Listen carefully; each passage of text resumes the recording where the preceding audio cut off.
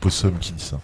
Alors le problème, c'est que le concept de tradition primordiale, à travers toute une série de courants gnostiques, ésotériques, évoliens ou de différents types, est parti dans un cheminement hiérarchiste, chéfiste, initiation. C'est-à-dire, il y a des gens qui sont dépositaires d'une tradition, il y a l'ésotérisme, il y a l'ésotérisme.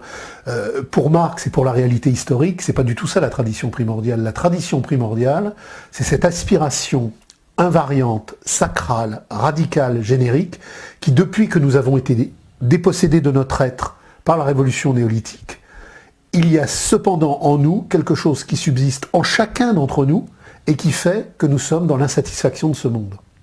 La tradition primordiale, primordialus, c'est ce qui est important, mais c'est en même temps ce qui est au début. Donc le primordial est le début, et le primordial est l'essentiel.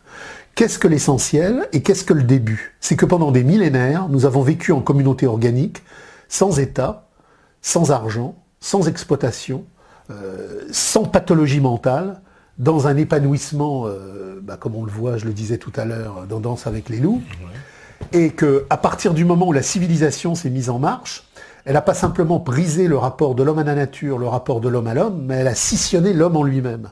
Et donc depuis, le déploiement historique, c'est celui d'une gigantesque pathologie de dépossession, de dessaisissement. Mais la tradition primordiale n'est pas une spiritualité. Pourquoi ?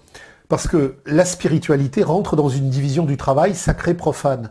Il faut sortir de cette imposture, abat sacré, abat profane, qui sont des séquences aliénatoires complémentaires pour dépouiller le sacral.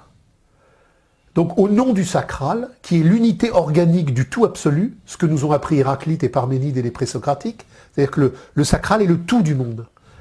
À partir de Socrate, à partir de Platon, à partir d'Aristote, on va diviser le monde en séquences aliénatoires. Il y aura la rhétorique, il y aura la politique, il y aura les mathématiques, il y aura l'esthétique. Aujourd'hui, on nous présente ça dans le crétinisme universitaire de la marchandise comme une richesse. C'est un appauvrissement.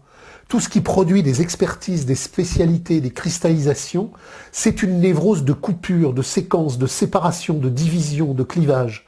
Ce que nous ont appris Héraclite et Parménide, ce qu'a repris Hegel et ce qu'a repris Marx, c'est cette idée essentielle que la tradition primordiale nous a légué le tout générique du monde dans son insécabilité. Et nous émanciper, c'est retrouver l'insécabilité.